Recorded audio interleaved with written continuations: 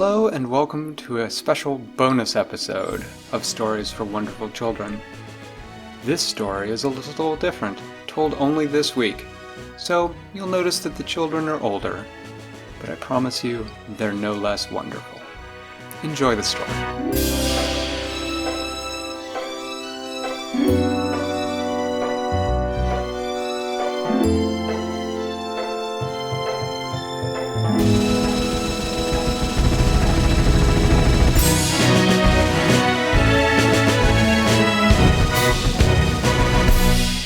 After their parents had wished them good night and turned out the light, Evie and Vera got out their playing cards and began to play Go Fish. They played a couple hands of Go Fish until out of the corner of her eye, Evie saw her parents peeking back through the crack in the door. And she thought she heard them whisper, "Oh, aren't they cute?" And then they played another hand of Go Fish until the house grew quiet, and they were pretty sure that everyone but them was asleep. And as soon as they felt pretty sure of that, they put away their playing cards, and they got out their carpet fishing rods. "Tonight's the night," said Evie. "I'm catching a carpet shark." "You're not catching a carpet shark," said Vera. "You don't have any bait." "I'm going carpet fishing anyway," said Evie. "Well, I'm going to catch one first," said Vera, and she cast her rod out over the carpet, and the hook sank down in, and then the bobber sank down in, and it was only a moment before Vera felt a little jerk on the end of her line, and she pulled it up, and there was a ballet slipper. "See," said Evie. "No bait." "Well," said Vera, "you don't have any bait either." Evie looked around. What did she have handy that she could use to fish for carpet sharks? She noticed, sitting there by her bed, a little vial of glitter. She thought, maybe carpet sharks like glitter. And so she put it on the end of her line, and she cast out. It went sinking down into the carpet. They waited. "Look," said Vera. There was a ripple in the carpet, moving towards where Evie's bobber waited. And then a moment later, there was a jerk, and Evie said, "It's a big one!" And she pulled and she reeled and she pulled and she reeled, but it was not coming in. She was almost being pulled off the bed. Help me, Vera," she said. And Vera grabbed on to the rod too, and they both pulled, and they pulled, and they pulled, and between the two of them, finally got just the tip of something coming up out of the carpet. "Look," said Vera, "what is it?" They pulled harder, straining for all they were worth, and then they could see. Said Evie, "Look, it's a horn. Maybe it's a narwhal, a carpet narwhal." "What's a narwhal?" said Vera. "They're like whales, but with big horns," said Evie. "Come on, help me get it." They scrambled off the bed and walked across the carpet to where the horn was sticking out. They both grabbed on where the line was wrapped around the horn. They pulled for all they were worth, but they only pulled it out another inch, maybe two. Evie said, "I'll hold on to it. We're not going to get it, the two of us. You go get Mikey and Charlotte, and together we'll get it out. Our very own carpet narwhal. This is so exciting." And so she held on, pulling as hard as she could to keep the carpet narwhal from slipping back under the carpet, while Vera ran and got Charlotte and got Mikey, and very quietly they all came in, and they all grabbed onto the horn, and they pulled, all four of them, as hard as they could, and the horn slowly emerged. And then, with a pop and a rush, the head came out, and then the whole thing scrambled up out of the carpet, and they stood there with their mouths open, because it was not a carpet narwhal. It was a unicorn. Jet black from one end to the other, except for its horn, which was a perfect white, and a white blaze that went right down its nose and ended just a little pink as it disappeared into its nose. "Oh," said Evie, "he's perfect." and Charlotte immediately hugged the unicorn's right back leg, and Mikey immediately hugged the unicorn's left back leg, and Vera hugged the unicorn's front right leg, and Evie looked deep into the unicorn's eyes. She put her nose right up to his soft nose, and she looked into his deep black eyes, and she saw that he was trembling just a little. She said, "Don't be scared. Why are you trembling? Are you hiding from someone in my carpet?" And just then, at that very moment, they all heard a knock from the door downstairs. They froze. "Who could that be?" said Vera. "Everybody's asleep." They heard a knock again. "Well, we better go find out before Mom and Dad wake up," said Evie. She turned and looked sternly at the unicorn. "You stay here," she said.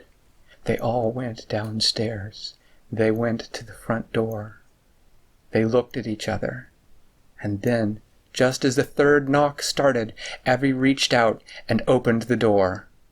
There, on their front porch, stood a girl, a little younger than Evie, dressed in a city uniform with a hat that said Animal Control and bright red hair sticking out from underneath it in all directions. The girl looked at them. She said, "My name is Marmalade Jones, and I've been assigned community service for some misdeeds that I don't care to discuss right now. I'm serving community service working for City Mythical Animal Control, and we have had a report of a unicorn in the vicinity. Have any of you seen a unicorn?" Evie and Vera looked at each other. Evie said, "A unicorn? That would be a very strange thing to see in our neighborhood." "Mm-hmm," said Marmalade Jones. "That it would," making a note on her clipboard. "Do you mind if I step inside and just look around?" Said Evie. "Sure." She looked back at her brother and her sisters, and she said, "Let's make sure that Marmalade Jones here doesn't find any unicorns in our house." And her sisters and her brother nodded, and they went running off. "They'll help us check," said Evie. "We'll just take a little tour." And so she walked Marmalade into the front room of the piano, and then around into the kitchen, all the time listening carefully, wondering what Vera and Mikey and Charlotte were up to. And then they walked into the main room, and Marmalade peered out the back window. "What's that in your backyard?" she said. Evie rushed up to look out the back window. There was Charlotte on the swing set, and next to Charlotte was a very large someone wearing her mother's best winter coat and what appeared to be a wig. "Oh," said Evie, "that's just my mom, swinging with Charlotte out on the swing set." "In the middle of the night?" said Marmalade Jones. "Yes," said Evie. "They like to do that sometimes." "Huh," said Marmalade, making another note on her clipboard. "Well," said Evie, shall I show you the rest of the house?" "Yes," said Marmalade, "I definitely need to see it all."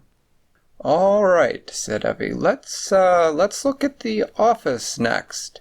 She took sort of a route via the garage and showed her the garage and the bathroom, and then she stepped into the office. There at the desk was Mikey. He was reading a book about horses out loud to someone. He peeked around the side of the book. "Hey," he said, "I'm just reading Dad this book about horses." Evie held her breath. Dad's horn appeared to be protruding over the top of the book rather conspicuously. She hoped that Marmalade would not notice it, but Marmalade's eyes narrowed. "My," she said, "what a long horn your father has." Said Evie, "Yes, he likes to wear his Halloween costume, while Mikey reads to him so that he can make sure it can fit well." "Uh-huh," said Marmalade. "And what is he wearing as his Halloween costume this year? Evie thought quickly. He's going to be a narwhal, she said. Huh. I need to get back to reading, said Mikey, if you don't mind. Sure.